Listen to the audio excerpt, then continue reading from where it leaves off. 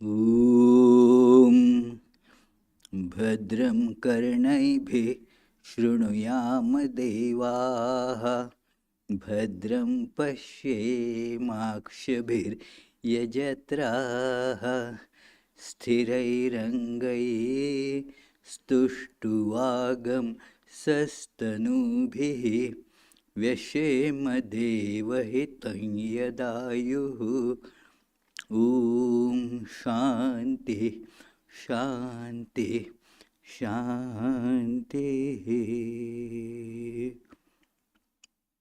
Let us pray together.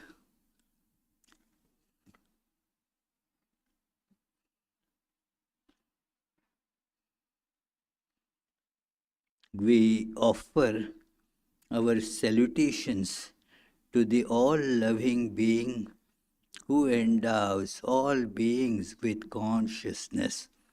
We meditate on the Lord, who is the origin of the universe. Lord, thou abidest in all, thou art all, thou assumest all forms, thou art the origin and goal of all, thou art the self of all, thou art existence, knowledge and bliss. Salutations unto thee. May the world be peaceful, may the wicked become gentle, may all creatures think of mutual welfare, may their minds be occupied with what is spiritual and abiding. May our hearts be immersed in selfless love for the Lord. Peace, peace, peace be unto all.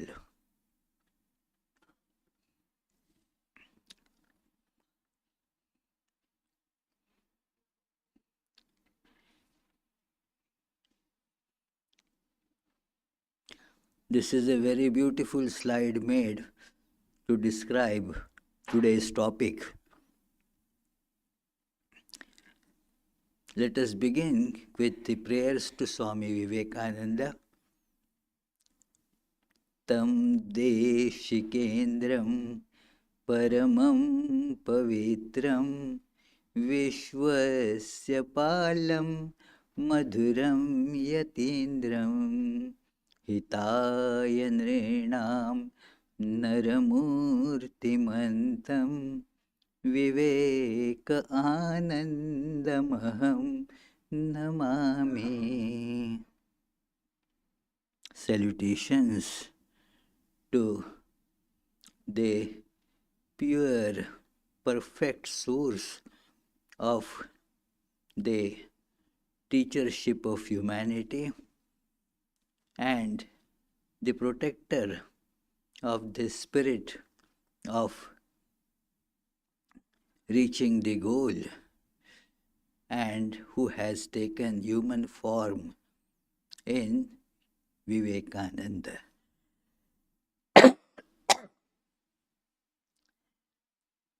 So friends, the topic that it is the monastic life, ancient and the modern. The modern, what is the modern ideal for this present, the monastic ideal for the modern age? That monastic ideal has always been there in this form or that form.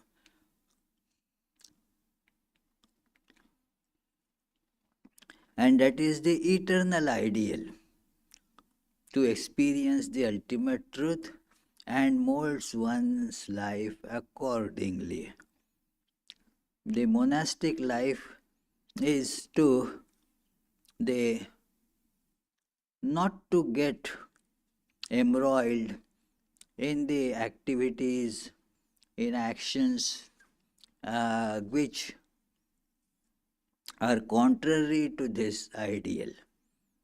The ideal has to be pursued with single-minded devotion. So, therefore, to remove all digressions, people who want to practice the ideal single-mindedly, mm, they may belong to various religions. They have taken recourse from ancient times to this monastic ideal. And it is the one's molding of the life, because the life has, many attractions, many other difficulties, to ward them away and single mindedly proceed to the ultimate goal. That is the essence of monastic life. And therefore, the one very important aspect of that is stopping the natural pursuit of sense pleasures while finding the true joy within. That the natural pursuit of sense pleasures, that is common with all creatures. Because of ignorance, we see that happiness in acquiring some other object. If I acquire that, then my life will be full of happiness. At least I will get more pleasure. That is a common understanding of understanding word may not be useful when we are talking about, say, some microbes or other creatures. That, but yes, there is that innate drag to appropriate the things in the world by which the life will be made happier. Happiness everybody wants. So, therefore, there is this instinctive tendency. But once you examine, you feel that that is not at all the way to become happy. And therefore, one follows the monastic discipline to see that no, I will not go there. It requires restraint. It is a work, to restrain the tendencies which are going headlong into the pursuit of sense objects. Now you have to apply the brakes. So one has to apply that brake, and while doing that, it should never be done out of the sense that, oh, I will be missing out on all these joys. One must feel the joy within, because the person has understood that those objects which you are running after are not only devoid of any happiness, but also are entangling you and imprisoning you. So one feels joy when one escapes that dragnet of those objects. Like one escaping, imagine, that a fish escaping the net that is meant to catch the fish. So one sees that these objects, they actually catch me. I go for enjoyment, but I get caught. So, therefore, one becomes happy when one is able to restrain these tendencies, and also one sees the joy is within. So, therefore, a monastic life has to be lived happily, not under pressure, not by somebody's pressure that, oh, now I cannot do this, oh, I cannot do that. No, my this pontiff will not allow this and this. That should not be the case. It should be pursued with joy within, that because I am going towards the source of happiness. So, that is the from ancient times, This is part of the monastic ideal, and now also it remains the same. Putting the mind and body under discipline, adherence to continence, this is an essential aspect of monastic life, whether modern or ancient, because of all these sources of joy. The most difficult is to give up the tendency for sex. And so, in fact, all attempts to get enjoyment culminate into that. And therefore, a monastic is shunning the sex attractions, and to put body mind under discipline, to learn to control them. That is an essential aspect, because these are your instruments. Body and mind are my instruments, and therefore I should be controlling them, they not controlling me. This is a very important part in monastic life.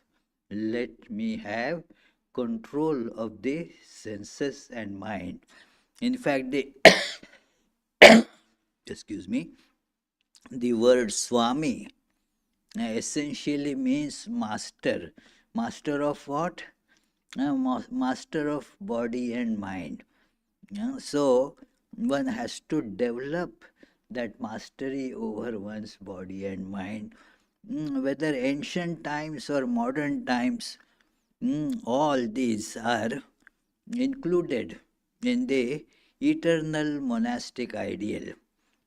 Then engaged always in prayers, meditation, scriptural studies, and render unselfish service to everyone, whether ancient or modern. Not only that, whether this ideal is practiced in Christianity or Buddhism or Jainism, all these are having these common points, that this is how they one follows this monastic ideal, so that one will be able to reach the ultimate goal of human life.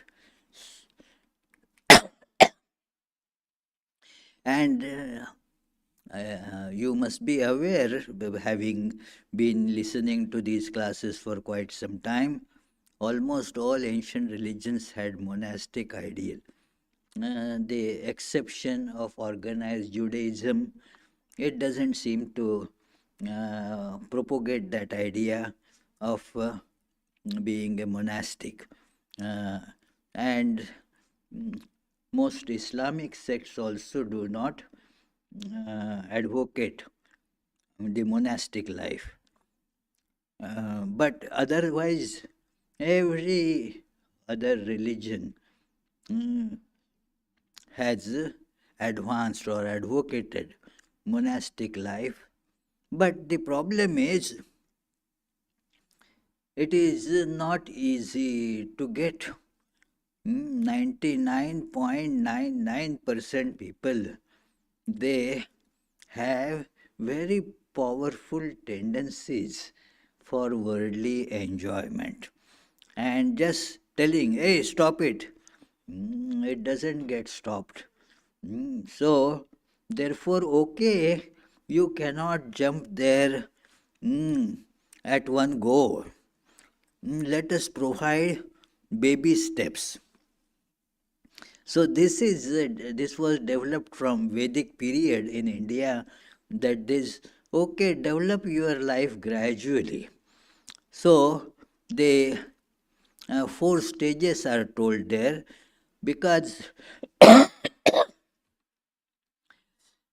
everybody, whether one knows or one doesn't know, the goal of life is the same for all. Whether you are going for monastic life or not. The goal remains the same.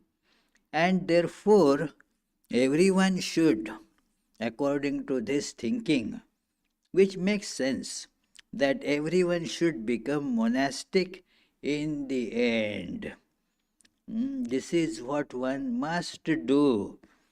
Because monastic life is actually in tune, in conformity with the ideal of God realization, or realizing the ultimate one without second reality, or the ultimate truth, howsoever you may word it. But this ideal uh, obviously cannot be realized if there is the pursuit of external objects for joy is going on. But now it is there. So now, as we know, facts cannot be just wished away. You have to overcome them by finding the right means. That it is, and this is the step by step program developed. As somebody is born, okay, for many years of childhood and early young age, this teenager's age, let that person imbibe learning and acquire virtues. This is called brahmacharya ashrama. Ashrama means a disciplined living, a thoughtful living, a living with an objective in sight. So that is called ashrama. The word ashrama, shrama means making efforts. Ashrama, this prefix indicates it is oriented towards achieving an objective. So, you live according to the ideas and ideals of that stage. So, the early life, say up to the age of 20 or so, what? Learning, spend time in education and imbibing the virtues, proper manners, customs, ethical and moral standards. They have to be acquired during this time. And they so the person is sent to school that during this time one should not worry about acquiring money. No, don't worry, that time is there for that later. Now acquire virtue, acquire learning, because obviously all of us know that the capacity to learn goes on dwindling. In the early age, the capacity is pretty high. One can memorize quickly, the molding is easier. So, otherwise, as the brain becomes hardened, the information does not get properly imbibed. It is therefore not possible at a later age to get proper learning. So, the learning, proper execution, all those things, they are possible in the early age. So, this is that stage. Now, till now, the ideas for worldly enjoyment were uh, held, kept back. Oh no, you will have it later. But now the learning period is kind of done. Now you enter the household life without giving up the ethical and moral values acquired, the education acquired. Using that now, go to acquire wealth, acquire prosperity, have progeny, whatever, that householder's life, how it looks, okay. So, enter into family life. And so, this is a stage. But while doing that, one should ponder that in the light of the education earned in the previous stage, that is it really worth what I am getting at the end of the day by that? And so while one is working, one gets this idea very strongly, and that is prescribed by the scriptures. So now, after you complete your householder stage, I mean, you had amassed some wealth, you had been having, children, and so now you retire. Now don't get entangled. It is good for you, good for your children, good for society, that now learn to withdraw from that. Getting entangled into children, their lives, that becomes the bane for many families. So this is, one must see that this is not the ultimate anyway. I must withdraw, detach, because by attachment one gets all the suffering. So if I am detached, then my sufferings will go away. So you learn detachment. This is a preparation for renunciation. And then, after that stage, then give up everything and take to monastic life. But this is a step by step for those who need steps. There are those who don't need steps, or they are not necessary for those who have already discernment. The spelling is wrong here. Sorry, R is missing. In Rhode Island, anyway, we don't pronounce R's much, so it is discernment is and dispassion. This is, then they can straightway come to monastic life. Like for most people may require step by step. Somebody can jump first step to the fourth step. It is, therefore they don't need these steps. They already have the understanding, they have the discernment and dispassion. So there are those few beautiful verses in Jabal Upanishad that yad aharev virajet tad aharev pravrajet, that whenever you see that the world is impermanent, illusory, comes and goes, then give it up. Automatically you will give it up because it is illusory. Why do you want to get caught into illusions? So, this knowledge makes you give it up automatically with one jump. So, also, there is, even while being householder, one can practice mentally a monastic discipline. It is outwardly a family man, but inside a monastic. How Bhagavad Gita, the first verse of the sixth chapter, describes that very categorically, that anashrita karma phalam karyam karma karoti yah, without aspiring for the results of the actions, one keeps on performing the actions as a part of duty. The allocated work is being done without craving for results, craving for any kind of results like pleasures or fame, name, position, without caring for any such thing. The person keeps on doing the duty.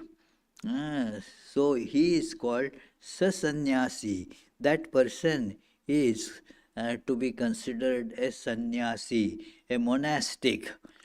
And further to make that thing clear, not the person who is just wearing the external signs of monastic life, like putting on these clothing with this color or such things. That no, that person, just because of the external signs, should never be considered a monastic. But the one, even though is externally not monastic, is internally giving up the desires for the results of actions.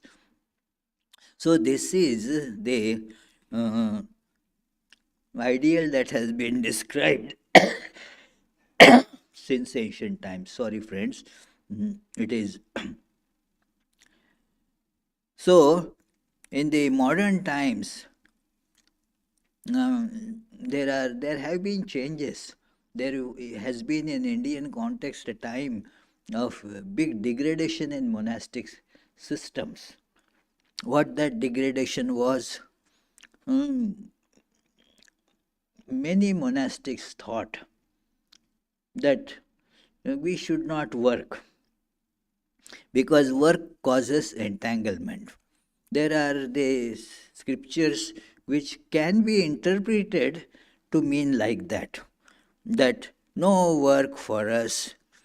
And thus, what happens? The laziness creeps in. It is easy for laziness to creep in. You don't have to do anything, it automatically comes in. Just because we are not doing anything, what happens? Uh, Good.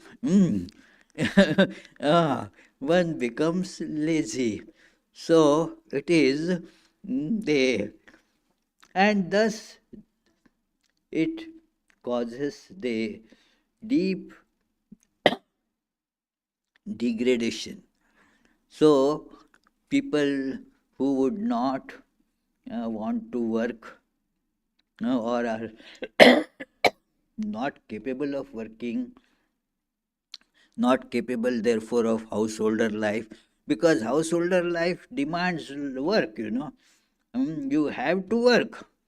And so to escape that, people started becoming monastics. Very easy, this way out of doing work. Let me become a monk. That became a tradition for a long time. So if somebody is good for nothing, they become monk.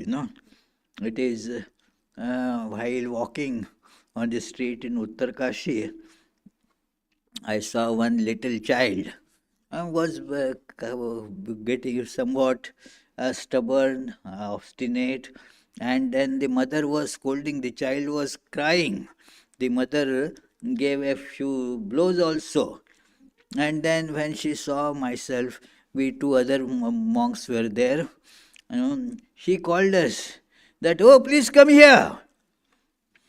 Take this fellow with you. Make this fellow your disciple. And then she told the reason. Because this fellow is of no good.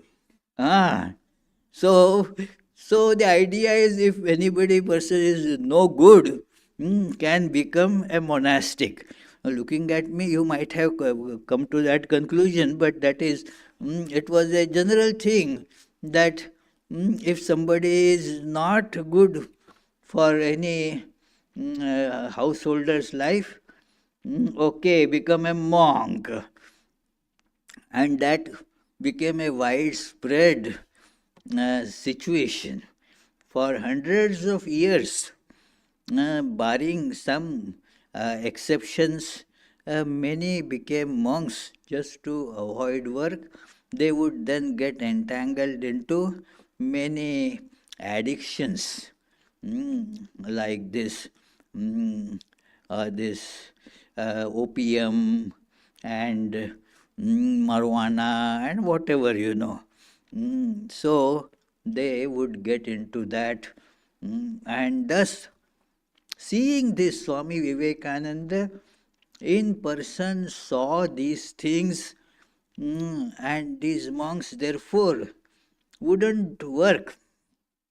If somebody said, "Oh, do the work, he is the work," what work? No, you have to do good to the world.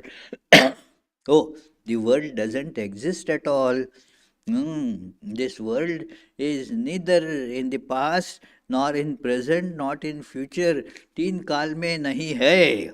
In Hindi they would say that it is not there in any time. So how can we do good to that? But at the same time, they forget that their body, their personality is also part of that. Can you have the same attitude about it? Then what you say makes sense. But no, this is real. But that everything is unreal. That is a deception. And thus, people, especially those who became monastics, they were just getting embroiled in these addictions, laziness, and basically doing nothing, fighting. This automatically comes then. Quarrels and fighting. That is the sign of laziness, tamoguna. In Bhagavad Gita, it is described that the person then he gets irritated, starts fighting with other person. So this became the state of in general, the monastic life. And Swami Vivekananda saw this, and told his brother monks that we have to change this.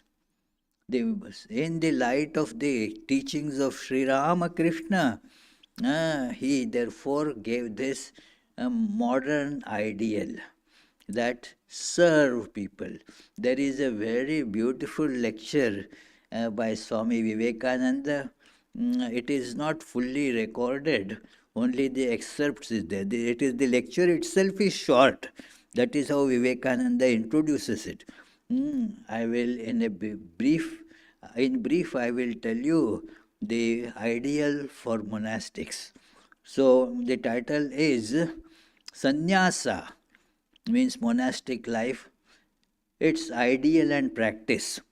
You can read it in the this complete works of Vivekananda. So there he says that what is monastic life? The love of death. Please don't misunderstand. He says that I do not mean committing suicide. Opposite to that, death of the ego. And that you can achieve by serving people. Work for others. This life is anyway going to go. Use it for the service of others. And thus, doing that, one gradually gets purified. So this is, he said in that lecture that each of you have to become a rishi, a sage. Just quoting the past days, ancient sages will not do. Each of us have to become a sage. And then he said we have to acquire these virtues that serve others and have an organization. There was a problem with some of his brother disciples also objected to this idea. The biggest job, as the biographers of Vivekananda have mentioned, was for him to convince his brother monks that Sri Ramakrishna's message is like this, because Externally speaking, what Sri Ramakrishna did, he did not start education institutions, did not go out to work for others.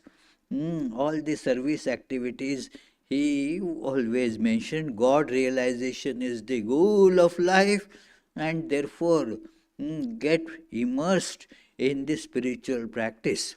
That was how the message was understood. And so his brother disciples thought, some of them, not all, that especially Swami Yogananda was at the forefront of this resistance.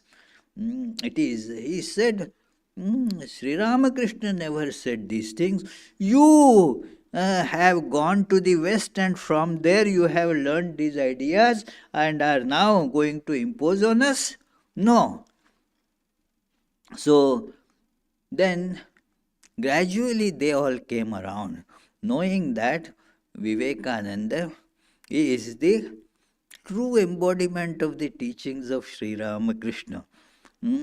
Many then thought, yes, Sri Ramakrishna and Vivekananda are not separate. In fact, in the last moments of his earthly life, Sri Ramakrishna had said that Narendra will give education. Narendra will be the leader. Narendra, the Swami Vivekananda, will be the leader, will be the teacher. And just to make it clear, because in modern days we require written proof, isn't it? So Sri Ramakrishna wrote it that that Narendra will be the teacher. And then everybody accepted, everybody fell in line. Yes, this is what we have to do. An organization. Now, Vivekananda was quite aware of the defects in organization. Organization means politics. You cannot have an organization which has no politics. We complain about politics only when it rubs against us. Otherwise, politics is fine. When it is brings what I want, then politics is so good. It is, I told you that nice joke in Global Vedanta that a man was showing a toilet bowl factory that he had made, as he had started. Many had come to see what is. He said, I got an experience before starting this manufacturing of toilet bowls. I was in politics, and I saw so many similarities. First similarity is both are essential. No dispute about it, isn't it? Both are essential. Second similarity, both are difficult to keep clean. No dispute about that either. Third, both require constant flushing. So, it is the politics is part of the organization. An organization means there will be politics.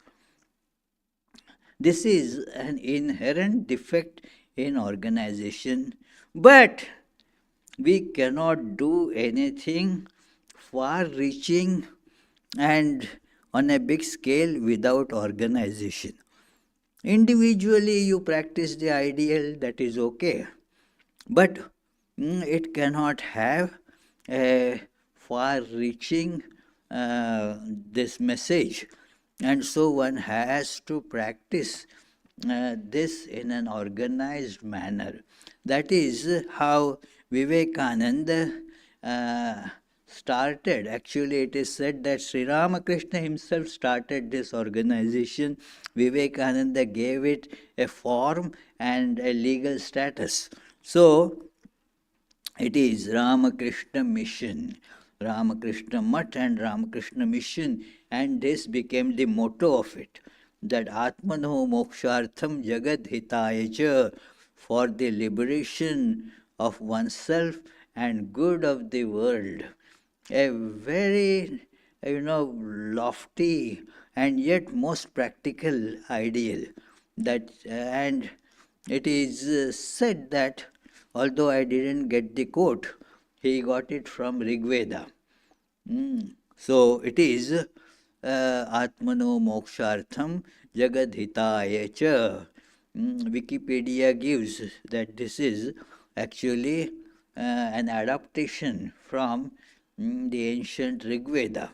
So he took it up. Now the modern way of monastic life is something that is full of activities and yet deeply spiritual in its essence. All the service activities began. Initially, most traditional monastic orders, they opposed this, that this cannot be. It is the main, these strongholds of the monastic orders. They are in the northern India called Uttarakhand. So there they have their major traditional centers. So they initially completely opposed this kind. They said, no, it is by doing these works. And what works? Swami Vivekananda began service works, hospitals, education institutions, schools, colleges, and so forth, relief works, and religious preachings. All these things started in a big way. Monastics became all involved in it, in a way from toe to head. All these works were entrusted. The difference is there that in some many monastic orders, even now, the monks are not given the administrative responsibility. They are free to do spiritual practices and preaching. The organizational setup and administration, the business part, the financial aspect, that still gets managed by the householders. Not in this Ramakrishna mission. Here, the monks take charge of all that, and sometimes initially it was complained, why then we will get embroiled in those things. No, this is how we have to show people how to do these works without getting caught in it. The ideal of karma yoga, that you work, don't get caught in it. Now, many would say, how can I do they work like a doctor unless I get involved in that patient's this thing? No, look at this Swami. He is a doctor. He treats patients. Uh, and he is still free from any attachment associated with that. So many works are getting done. And this is an interesting aspect that as when I was college student, I used to go to a center like that, especially in the library, to get some books and reading and all that. And I would see monks working in the library, working in dispensaries, and all that, and used to feel that, oh, then they probably are not real monks. Because monks means you should just sit for meditation, spiritual practice. That's about it.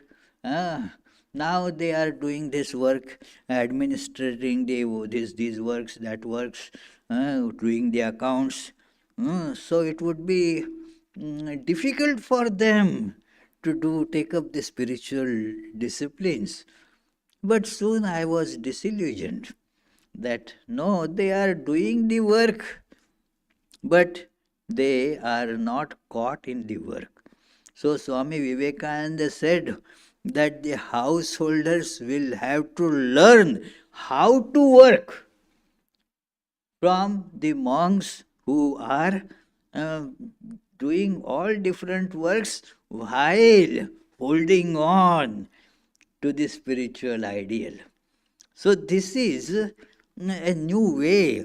I'll read a few things from the address, which is based on the rules that Swami Vivekananda had framed for the new monastic order. Very important rules.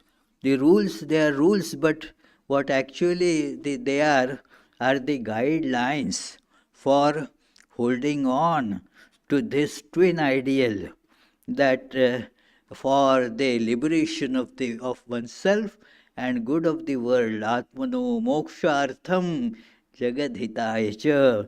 So this address was given as the presidential address at the first convention of the worldwide centers of Ramakrishna Mission that happened in 1926. So almost 99 years ago. So this is, the president was Swami Shivananda. This address was given by him. There is a very funny story about it. One another Swami had written it, and some other Swami had read it, because Shivananda was very old.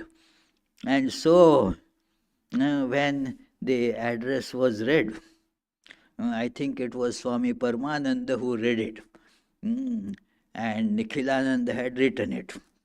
So, after it was over, everybody applauded. And Swami Shivananda also applauded. He was sitting there.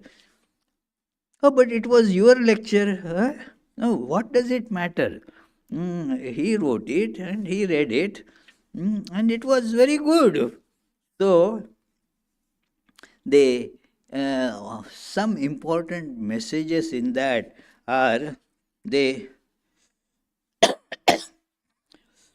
Swami Vivekananda found in his master such a man. Sri Ramakrishna stood at the point of equilibrium in which the great conflicts of life neutralize one another. In him was found a wonderful rapprochement of the various apparently jarring creeds. First of all, by actual realization, he demonstrated the practical utility of the three main systems of Indian philosophical thought. And then it continues to say that it is that a man who held also melted into the tears, held the highest samadhi, also melted into tears at the mere mention of the name of God. A person of knowledge and a person of devotion together. He also had realized truth by following so many different, mutually, appearing contradictory paths, realizing the same goal.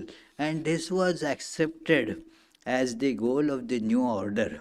The Buddhist organization of ancient India, as well as the discipline and organized effort of the modern, a progressive West, where also he had travelled, that is Swami Vivekananda, and a great deal might have suggested to the mind of Swamiji the idea of an institution that would, under proper discipline, make a practical application of the teachings of the Master. And there is that important, that very beautiful incident in Vivekananda's life in Chicago. He was guest at some devotee's place. He was just a regular, church goer. So And then Swami had gone out giving some lecture somewhere and then came back uh, and said, I am fascinated.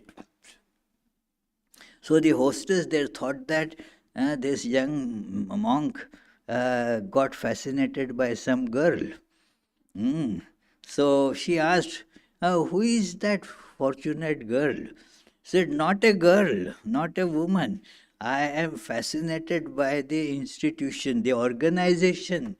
Organization. We need organization. Hindus are most disorganized people. So very disorganized. It is therefore it is said that one Russian guy had been in India for some time, and then he was a communist and adhered the idea that there is no God. But after going to India, then he announced that now I accept God. God must be there. How you change your opinion? I see here in India everything is so disorganized. Nobody is, listening to anybody. All chaos. And yet things are moving on. So there must be God after all to make these things go on. So it is so disorganizing has to be changed to organizing. So that Swami Vivekananda saw at that time and has to be demonstrated. So this organization came in the hands of the monastics, and you will see that how in every minute detail things get so beautifully organized. Minute details are important. It is after coming to this place, way back when I was a college going student, I learned how that importance of punctuality. Everything happens right at the stroke of hour. At that time it has to happen. I was wondering with amazement, oh, how? But it was very inspiring to see that things are not going on haphazardly. Even the big relief works that are done, they are organized and very well organized. We will see it is, all over the world these things go on, handled by the monastics. There are these are relief works. So they are taken up in this manner, very well organized. It is, then this very lecture says, it is, again, looking from an ordinary standpoint, we find Swamiji, the great teacher that he was, giving us the ideal of an organization wherefrom its members will get the greatest facilities of an integral realization, rich and full in its conception and attainment. Conception and attainment. It is not just a theoretical concept, but it is practically implemented, and thus the concept becomes now alive, as it were. Attainment happens there. So he further the ideal is spiritual, to realize God, but that God is to be seen in everyone and service to everyone in whatever way one can, seeing God in them, then that doesn't remain work. That work becomes worship. So that is how in this organization these things have been put in. He said again in that his rules, the rules that he laid down, that the mutt must not limit itself within a narrow precinct, but consecrate itself to a wider scope of activities is clearly evidenced from the following words of Swamiji. Such mutts we must establish, says he, all over the world. Some countries stand in need of spirituality only, whereas others are in need of a few worldly amenities. We must load, we must lead nations and individuals to the realm of spirituality through paths suited to them by fulfilling the respective wants uh, that such nations and individuals may be most suffering from. So, that is how the work is carried out. The Swamiji goes on about the Indian need is the propagation of education. That is the most important. That is why the education institutions have started by Ramakrishna Mission all over. In very remote areas, you will find them. And then uh, literally every year, hundreds of thousands of students come out from those institutions. Our Abhijit is product of one of them. That Pushpende also studied in one of them. This fellow was also part of one of them.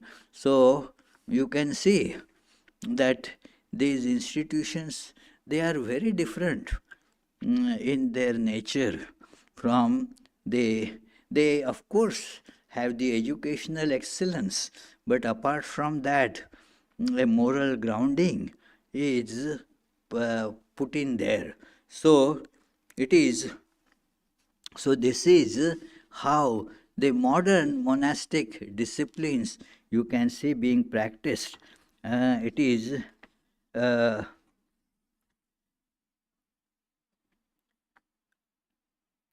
it cannot be, it is said here.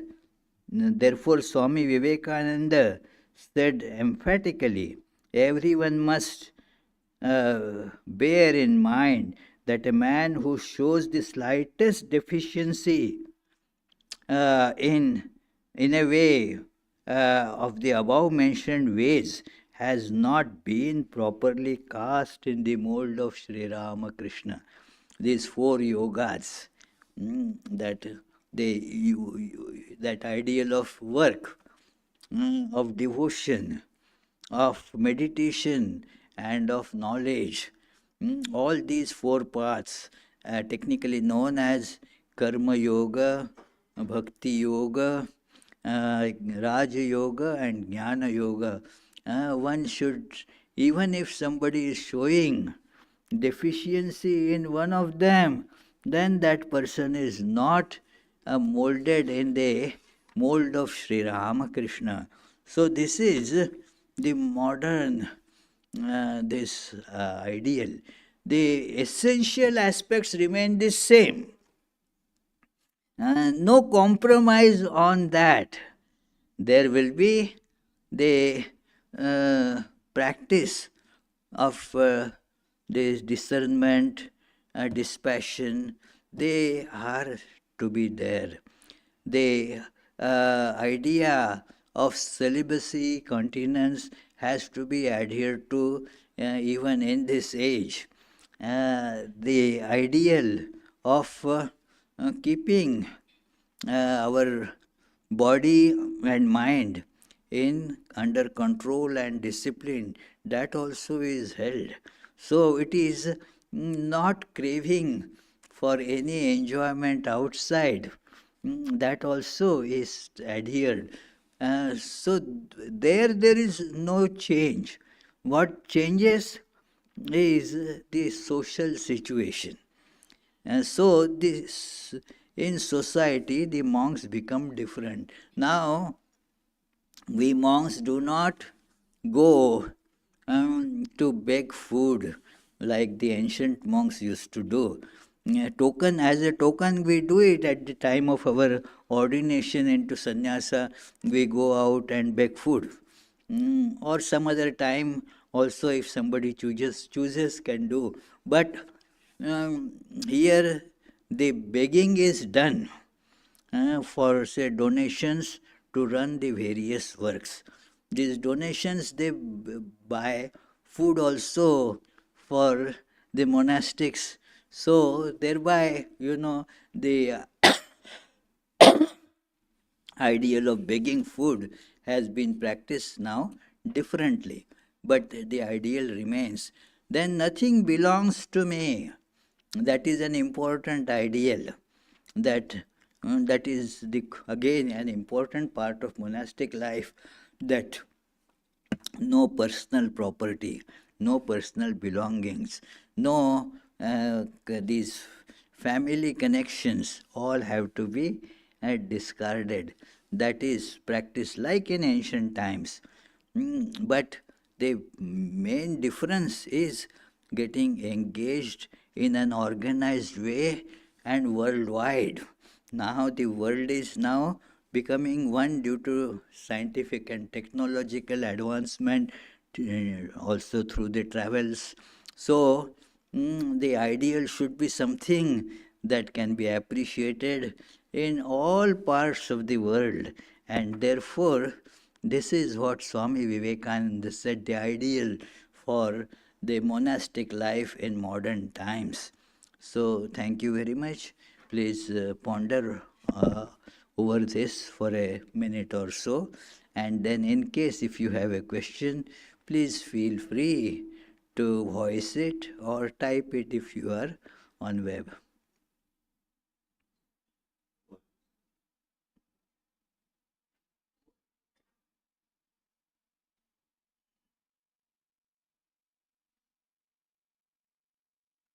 Yes, any question?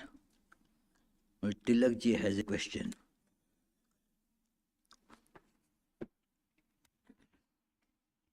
Pranam, Swamiji. Pranam, pranam.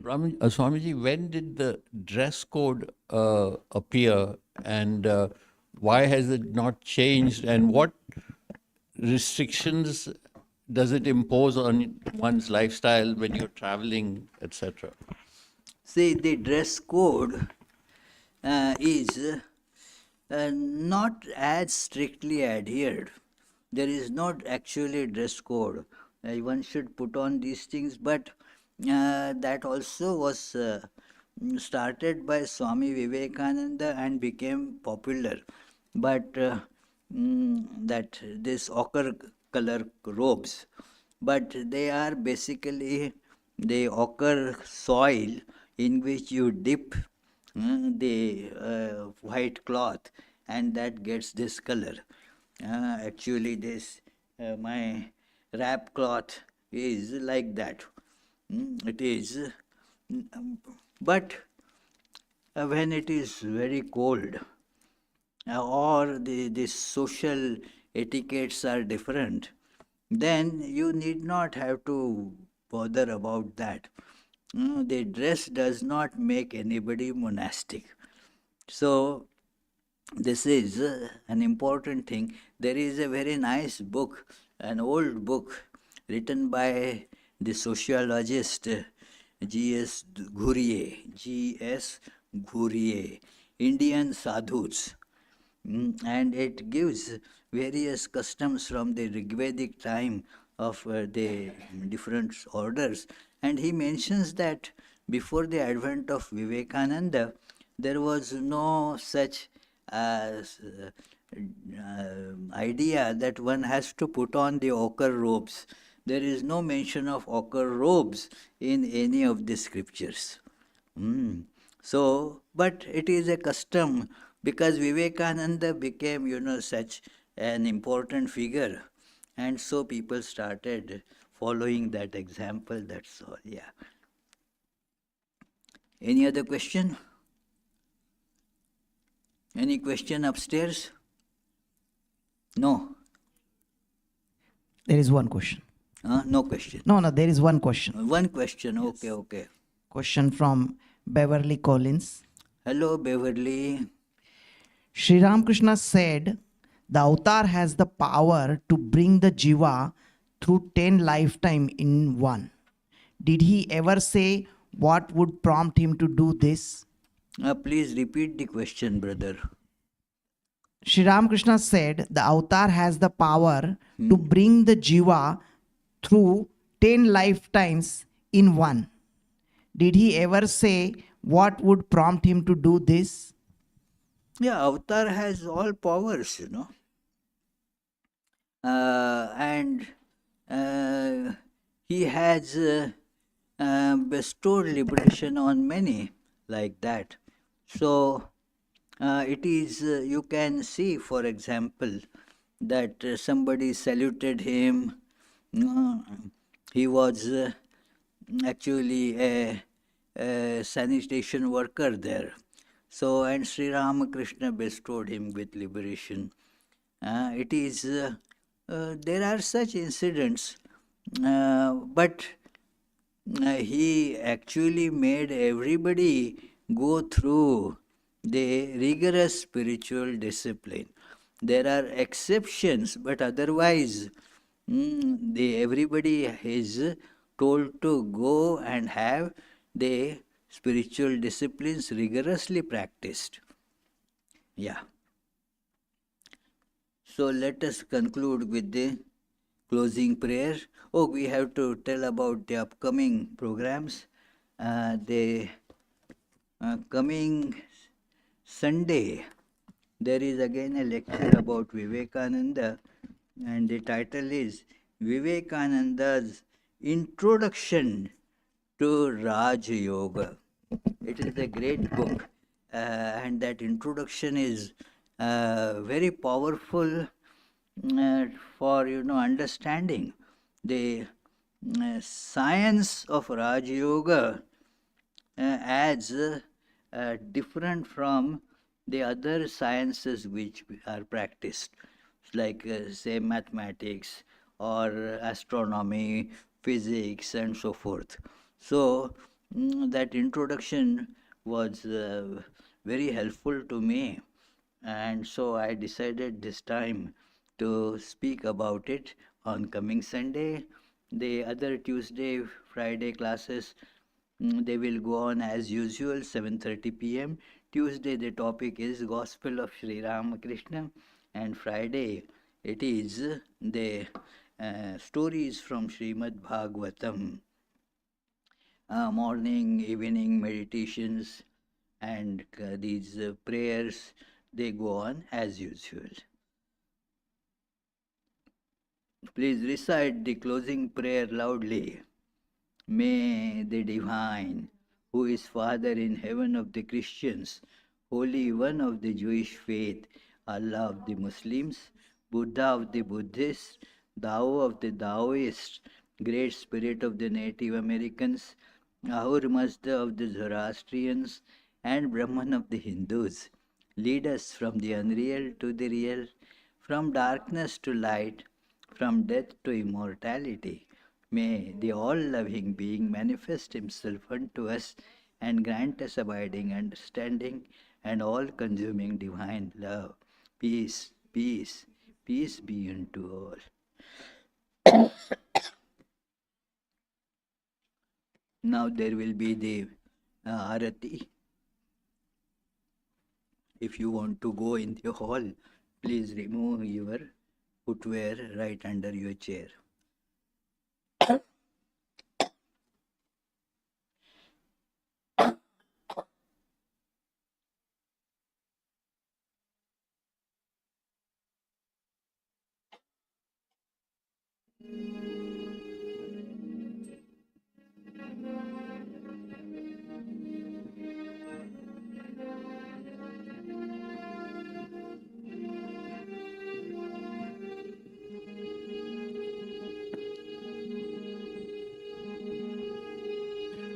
Breaker of all our worldly bondage and adored by all, we adore you too.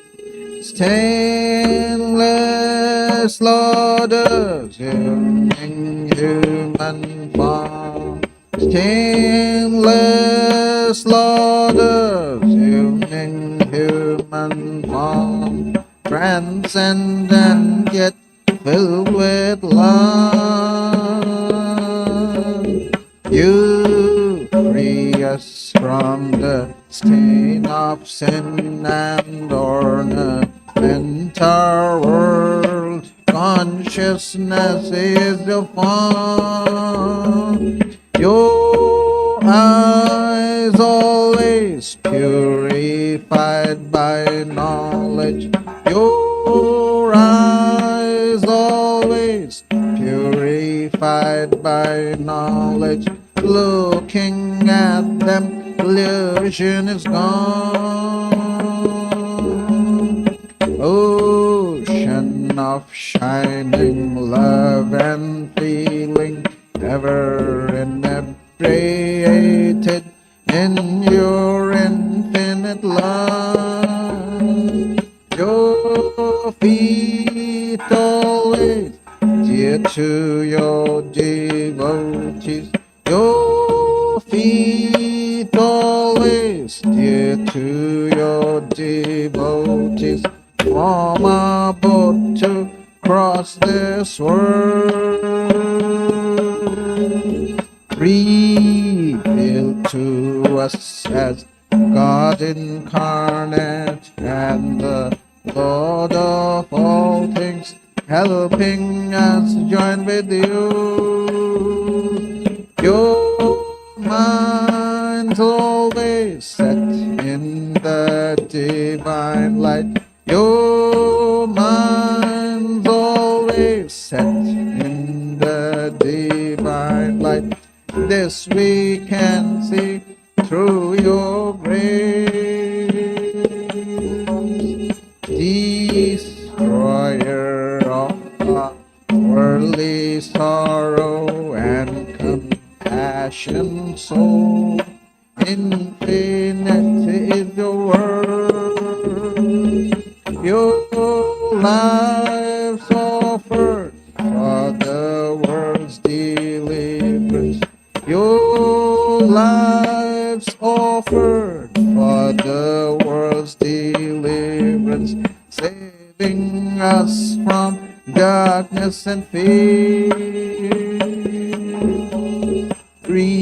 Renouncer of lust and lucre, therefore you were always spurning sensual life. Lord of monks, you are the best of men.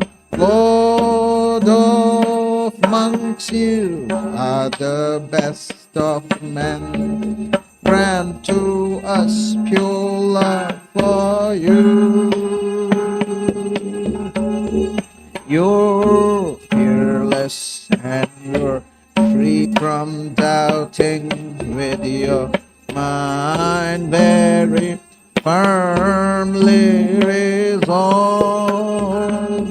Causeless refuge of your devotees. Causeless refuge of your devotees. Renouncing caste and birth. Our treasure is your holy feet, which take us very soon across this puddle of life. You give love and even sightedness. You give love and even sightedness to remove our anguish here. Our treasure is your holy feet, which take us very soon across this puddle of life. You give love insightedness. You give love and need insightedness to remove our anguishes.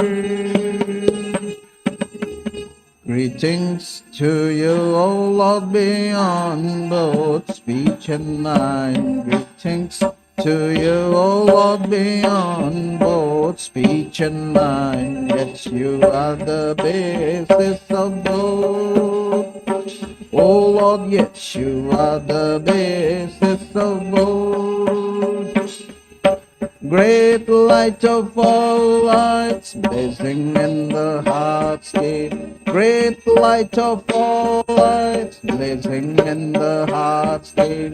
Darkness is destroyed by your light. Oh Lord, darkness is destroyed by your light. Greetings to you, O Lord, beyond both speech and mind. Greetings to you, O Lord, beyond both speech and mind. Yes, you are the basis of both. O Lord, yes, you are the basis of both. Great light of all lights, blazing in the heart's gate. Great light of all lights, blazing in the heart's gate. Darkness is destroyed by your light. Oh Lord, darkness is destroyed by your light. Langa Ranga Bhanga, these are all the sounds of Mridanga. Langa Ranga Bhanga, these are all the sounds of Mridanga. Spiritual songs devotees are singing for our worship divine. Spiritual songs devotees are singing for your worship divine.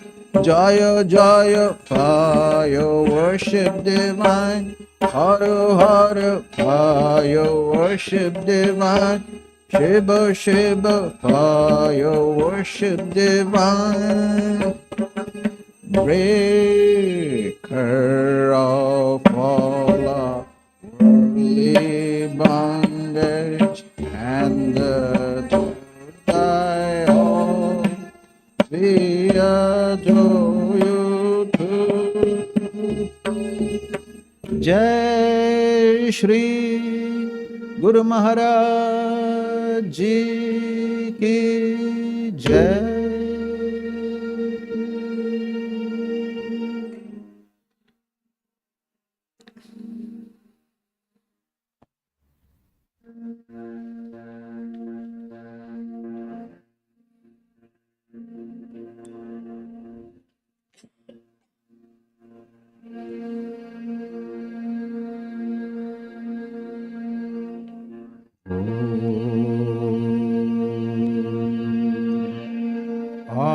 Auspicious and blessed, graciousness sublime, all noble ends you give to us, granting us refuge, all-seeing God, O Mother Divine, our love to you. Creation, preservation, dissolution are your powers, eternal one. Nature's real basis, nature's essence, O Mother divine, our love to you. We come seeking refuge from anguish. Be our Savior through your deep concern. All our suffering remove, Goddess, O Mother Divine, our love to you. Victory, O Mother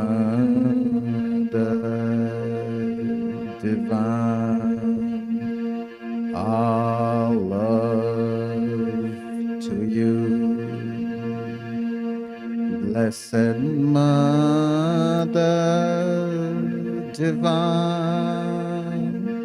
our love to you. Blessed Mother Divine, our love to you. Blessed Mother Divine, our love to you.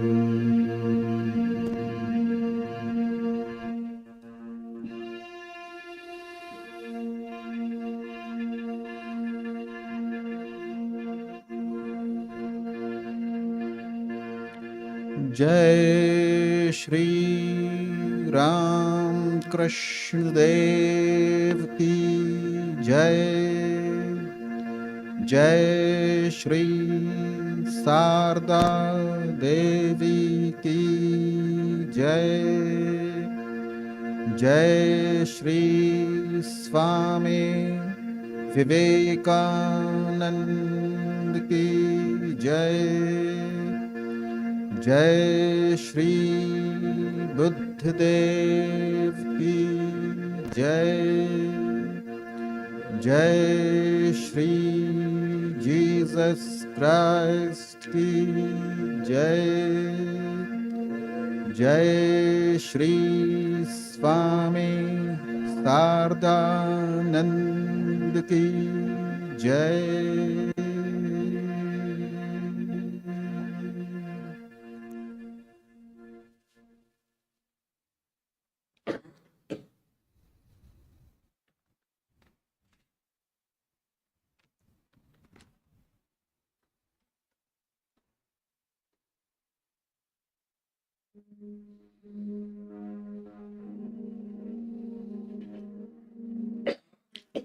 So today being Swami Sardanandaji's anniversary, we are singing the direct disciple birthday song, the Parshada Vandana.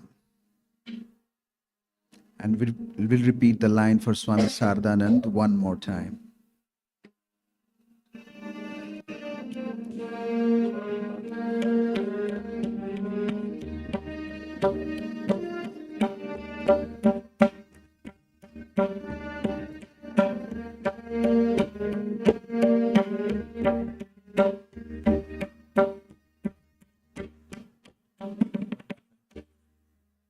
Charlie left.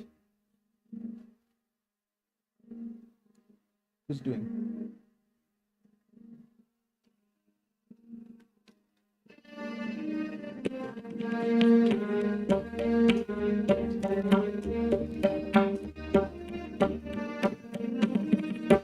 Jaya Jaya Rama Krishna Bhuvana Mangala. Jaya Jaya Rama Krishna Bhuvana Mangala. Jaya Mata Shani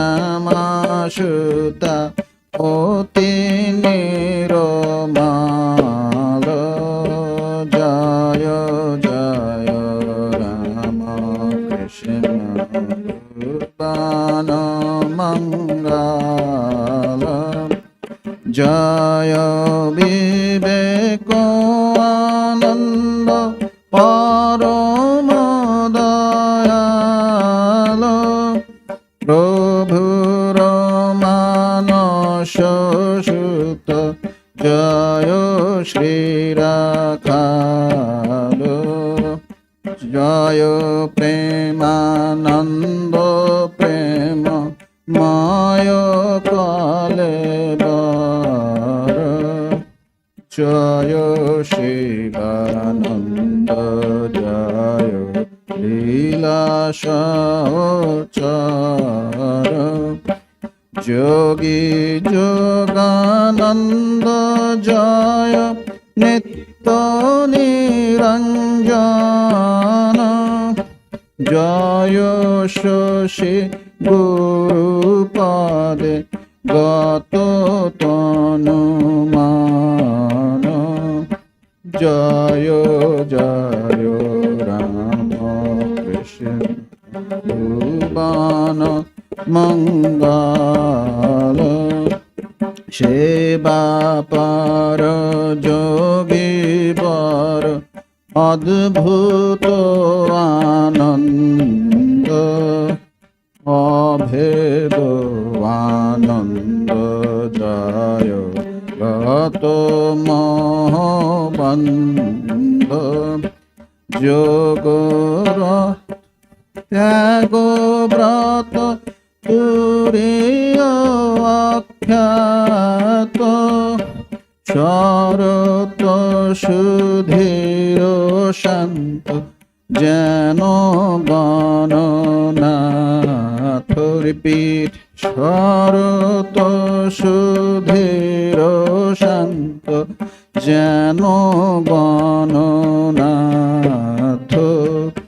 জীবে শিব সেবা ব্রত গঙ্গাধর বীর জয় শ্রী বিজ্ঞানানন্দ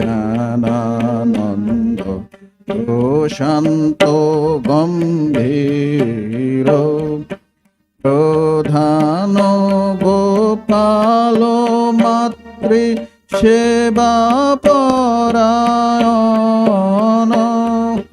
শারদা শারদা পদে গত প্রাণ মন জয় জয় রাম কৃষ্ণ ভুবন মঙ্গল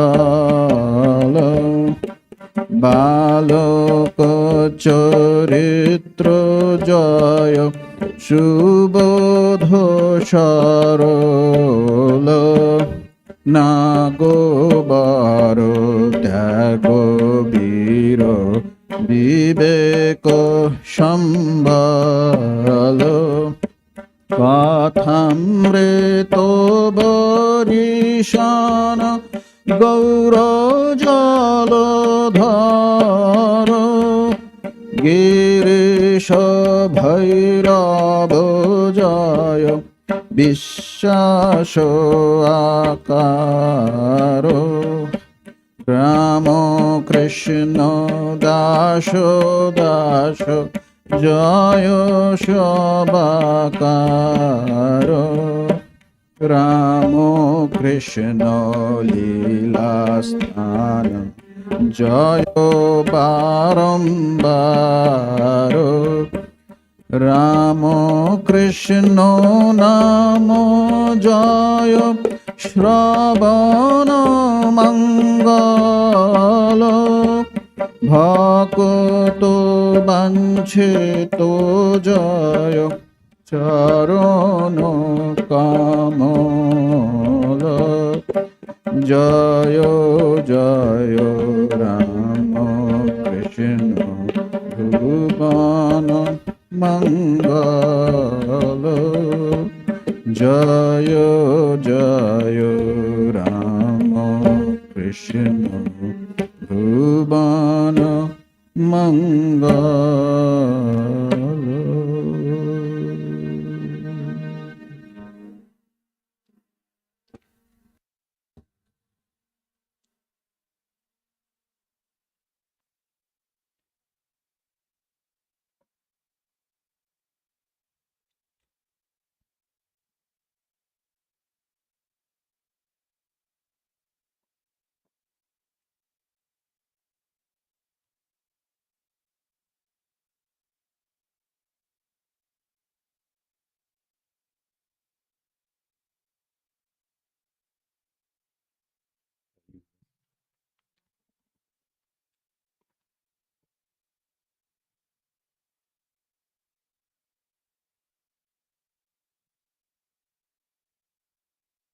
A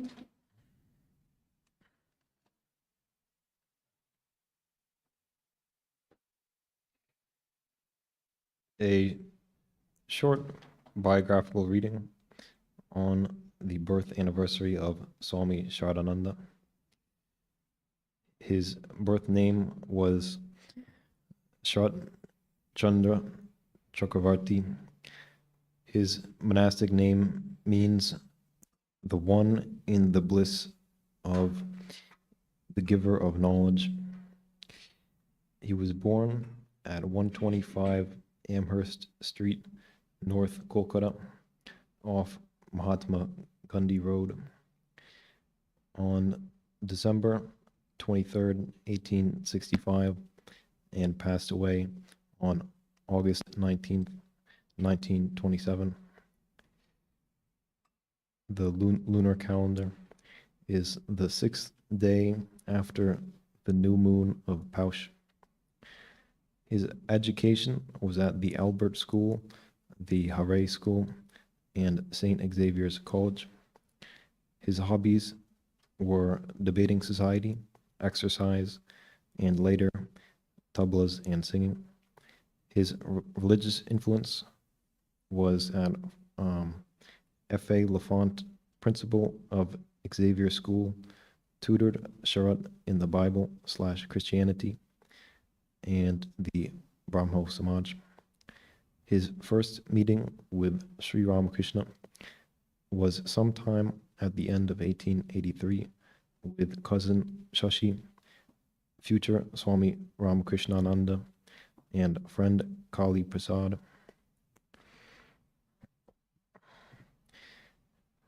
Pointing to Peter, Jesus said, "Upon this rock of unshakable faith, indomitable energy, unflinching love, I will build my church."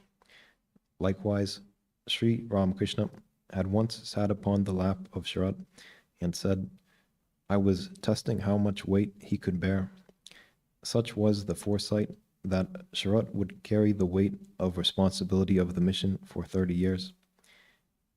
He was born to well-to-do devout Brahmin parents who were partners in a foreign medicine pharmacy. Religious tendencies developed watching his mother worship the family deity. Sharat had a gentle, warm personality with a loving, unselfish heart that prompted him to help poorer classmates and ailing neighbors. He and cousin Shashi joined the Brahmo Samaj. Both read about Sri Ramakrishna in the Indian Mirror. F. Friar Lafont, principal of St. Xavier's College, was so taken by Sharat's deep interest in religion that he tutored him in the Bible and Christianity. During his first visit with Sri Ramakrishna, the topic was about marriage and renunciation, with Sri Ramakrishna directing a devotee to read passages from the Bible, quoting Jesus. This so impressed Sharat that he continued to visit on Thursdays.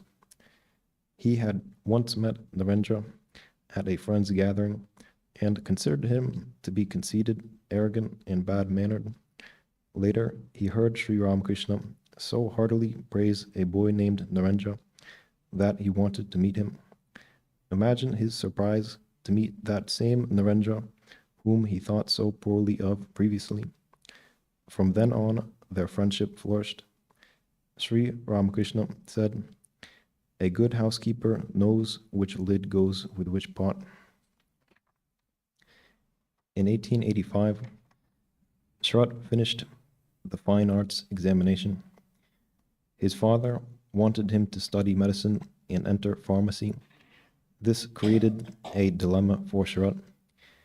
His sister would cook food for Sri Ramakrishna as he enjoyed her cooking, and Sharat would deliver it.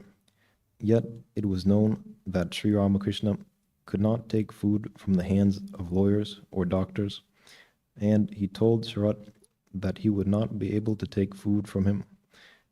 Soon after entering Calcutta Medical School, he left it to serve Sri Ramakrishna completely. Sharat's father became alarmed when Sharat left home to live at Dakshineswar. He brought the family guru, a famous Pandit and Tantric yogi, there with the intention that the Pandit would ask very difficult questions that Sri Ramakrishna wouldn't be able to answer, thereby embarrassing Sharat enough to return home. However, after speaking with Sri Ramakrishna, the family guru told Girish privately that he would never advise Sharat to give up such a guru. Girish asked Sri Ramakrishna to have Sharat married, but Sharat refused on the spot, saying he would disobey even Sri Ramakrishna on that matter, as he would not deviate from his duty spiritual. After Sri Ramakrishna's Mahasamadhi, Sharat returned home and soon was visiting the then established Ramakrishna monastery. His father locked him in a room in a final attempt to dissuade Sharat from this life. Eventually, his younger brother unlocked the door and Sharat went straight to the monastery. During that December, all the brother disciples took vows and he became Swami Sharadananda. His parents later visited and gave their blessings. He spent 6 years in pilgrimage and practicing austerities. Then Swami Vivekananda called for him to assist him in England and later in New York in 1896. He gave lectures at the Green Acre Conference in Maine and held classes in Montclair, New Jersey, New York, and Boston. Through Miss Oli Bull of Boston, he met Professor William James. He returned to India in 1898 with Miss Oli Bull and Miss MacLeod to work at Ballermont. For 3 decades, Swami Sharadananda served as chief organizer / general secretary of the order. He received permission from Swami Brahmananda and Holy Mother to practice and study Tantric Yoga under the tutelage of his uncle, which helped him to understand the mystery of Shakti and to realize the Divine Mother is in all. Swami Sharadananda thereafter took complete care of Holy Mother for the next 20 years. A house he had built was divided to serve as a home for her, and on another floor as office for the journal Udbodhan. He looked after her relatives and accompanied her on her pilgrimages. Swami Sharadananda's devotion to Sarada Devi is legendary. She saw him as her Vasuki, a mythical snake, and a jewel. For 10 years, Swami Sharadananda worked on a 5-volume biography of Sri Ramakrishna entitled Sri Sri Ramakrishna Leela Prasanga, Sri Ramakrishna, the Great Master. This was done in difficult conditions on the floor of the office, all the while receiving visitors, tending to devotee needs, and caring for Holy Mother. He collaborated with his brother disciples as to the accuracy of events to maintain a strict level of authenticity. After Holy Mother and Swami Brahmananda passed away, it seemed as if all inspiration and inclination to complete the remaining days of Sri Ramakrishna washed away.